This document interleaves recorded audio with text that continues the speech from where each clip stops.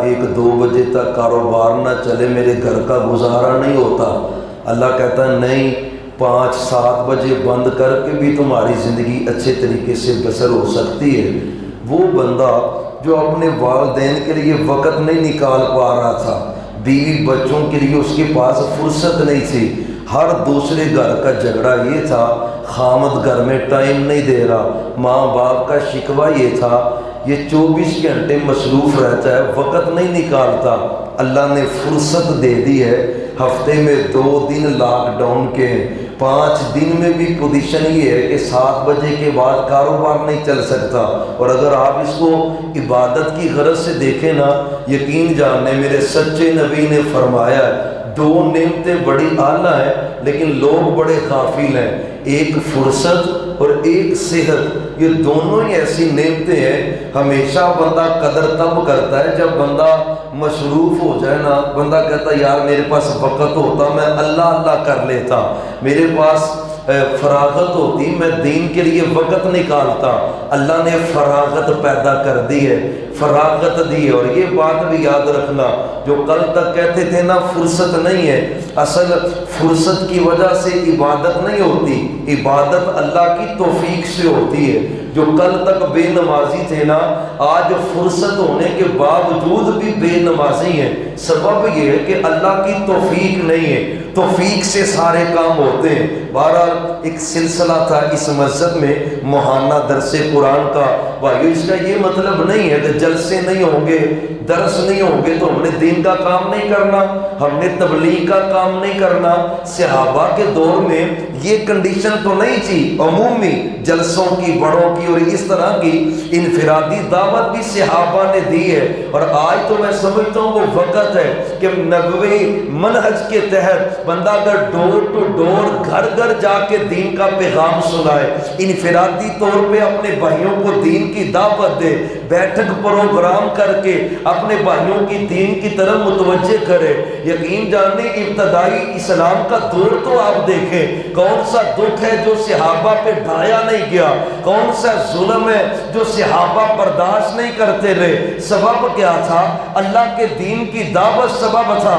تو جب انہوں نے حالات اتنے کٹن ہونے کے باوجود دعوت و تبلیغ کا کام نہیں چھوڑا. کرونا کیا چیز ہے، انشاءاللہ حالات اس سے بھی کٹن ہوں، ہم ہر حال میں اللہ کے دین کا کام کرتے رہیں، انشاءاللہ دین کا کام ہوتا رہے گا. بھائیوں مشن سمجھے، اپنی زندگی کا ایک مشن بنائے کہ یار میں نے اپنے بھائیوں کو دین کی دعوت دینی ہے، دین کی طرف ان کو متوجہ کرنا ہے. کیا کہا تھا سیدنا علی رضی اللہ تعالی عنہ کو میرے سچے نبی نے، لَأَن يَهْدِيَ بِكَ رَجُلٌ وَاحِدٌ، فرمایا علی تیرے ذریعے سے ایک بندے کو اللہ نے ہدایت دے دی.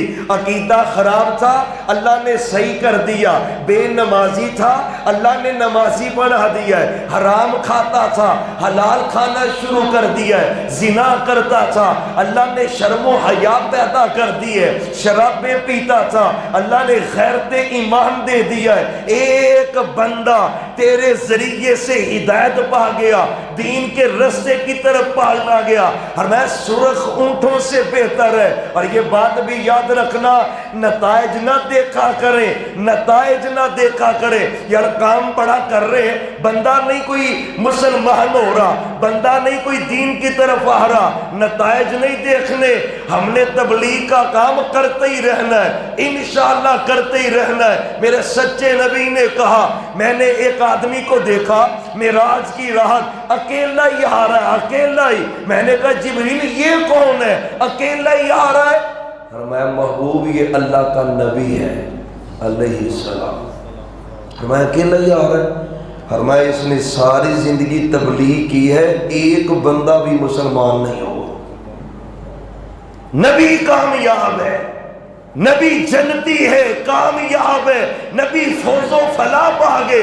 انہوں نے ڈیوٹی سر انجام دی ہے، اور بھائیو ہم نے بھی ڈیوٹی دینی ہے، قال اللہ قال رسول کا پیغام لوگوں تک پہنچانا ہے۔ حالات اتنے کٹھن ہے، حضرت ابو ذر غفاری کہتے ہیں مجھے پتا چلا نا اپنے گاؤں میں کہ ایک نبی ہیں جن کا نام محمد، یار ذرا درود شریف پڑھ ایک مرتبہ پھر پڑھ لیں صلی اللہ علیہ وسلم، اتنی بھی گرمی نہیں ماشاءاللہ اے سی پہ چل دینے، پھر پڑھو صلی اللہ، ماشاءاللہ اے سی نہ بھی چلتے ہو نا، درود پڑھنے سے ویسے ہی بندے کو ٹھنڈک محسوس ہوتی ہے، اللہ باغ باغ کر دیتا ہے، منہ معطر کر دیتا ہے، خوشبودار کر دیتا ہے۔ محمد صلی اللہ علیہ وآلہ وسلم، آپ کا پتہ چلا نا، پہلے اپنے بھائی کو بھیجا ہے، بھائی سے پوچھا، بھائی صحیح بتا نہیں سکا، اور میں خود جاؤں گا مکے میں پاک پیغمبر کا پتہ کرنے، اور صحابہ نے یہ حالات بھی دیکھے، آج وہ حالات تو نہیں ہے، کٹھن مسائل ایسے بھی نہیں ہے،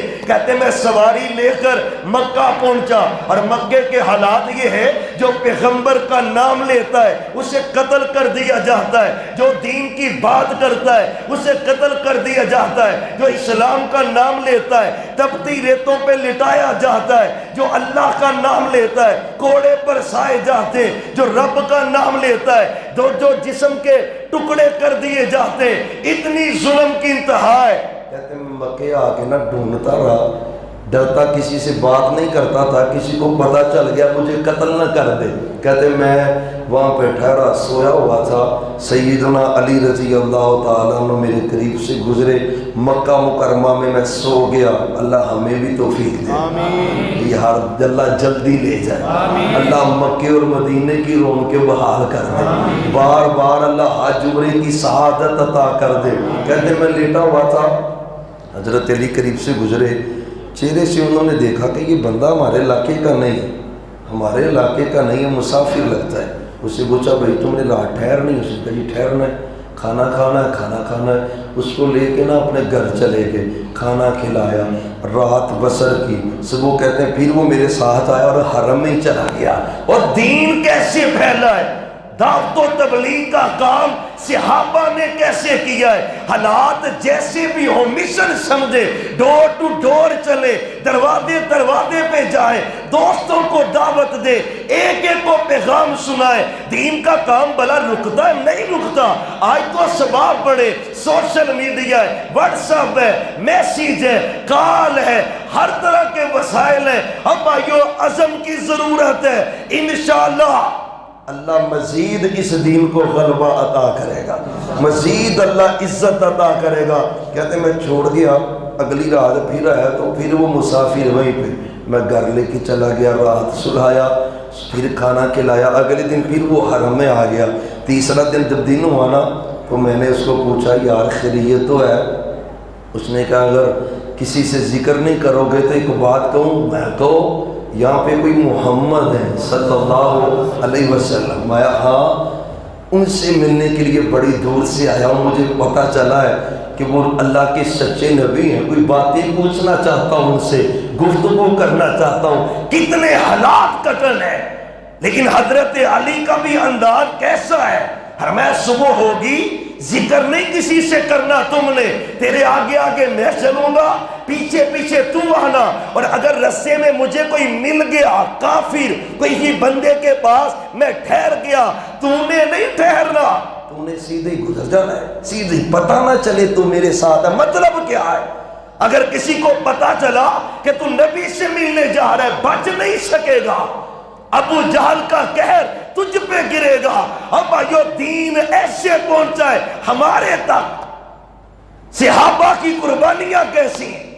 حضرت علی کہتے ہیں ایسے ہی ہوا، میں نے اس کو پورا سمجھا دیا، کوئی پوچھے بھی تو تم نے بات نہیں کرنی، میرے بارے پوچھے تو آگاہ نہیں کرنا۔ کہتے میں آگے پر چلا گیا حتیٰ کہ محمد الرسول اللہ صلی اللہ علیہ وسلم دار ارقم میں تھے، حضرت ابو ذر غفاری کو وہاں لے کے گیا، چند سوال کیے، سوالوں کے جواب دیے، محمد الرسول اللہ صلی اللہ علیہ وسلم نے آپ کون ہیں؟ فرمایا میں اللہ کا نبی ہوں۔ فرمایا اللہ نے کیا پیغام دے کے بھیجا ہے؟ فرمایا پیغام یہ ہے کہ اللہ اکیلا ہے، کوئی اس کا شریک نہیں ہے، وہ کہتا ہے میری عبادت کرو، میرے علاوہ کسی کو شریک نہ ٹھہراؤ۔ محمد الرسول اللہ صلی اللہ علیہ وسلم. آپ نے جب اتنا پیغام سنایا نا، حضرت ابو ذر غفاری اسی موقع پہ پڑھتے ہیں اشہد ان لا الہ الا اللہ وحدہ لا شریک لہ واشہد ان محمدا عبدہ ورسولہ. اسلام قبول کیا ہے بھائیو. صرف اس بات کو بیان کرنے کا مقصد یہ ہے، حالات اگر ایسے مزید نہ بنے کہ ایسے اجتماعات ہو سکیں، اس کا یہ مطلب نہیں ہم نے دعوت کا کام چھوڑ دینا، قطعاً نہیں بھائیو. اپنی سرگرمیوں کو مزید بڑھائیں، دعوت دین کا پیغام مزید لوگوں تک پہنچائیں. انداز چینج کرے. اور قرآن بھی کہتا ہے ادعو الی سبیل ربک بالحکمت والموعظۃ الحسنہ. حکمت کسے کہتے ہیں؟ یہی حکمت ہے.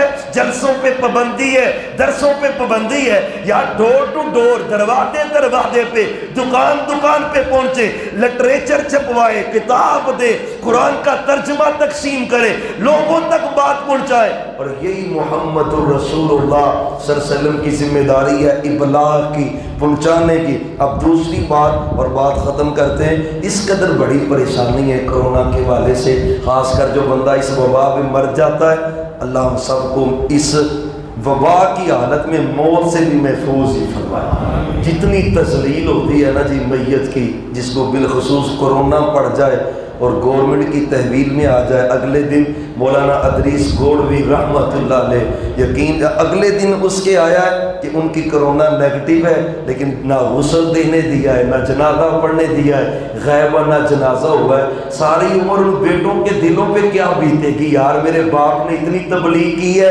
اس کو غسل دینے کی بھی اجازت نہیں ملی. بڑے کٹھن مسائل ہیں. ان کٹھن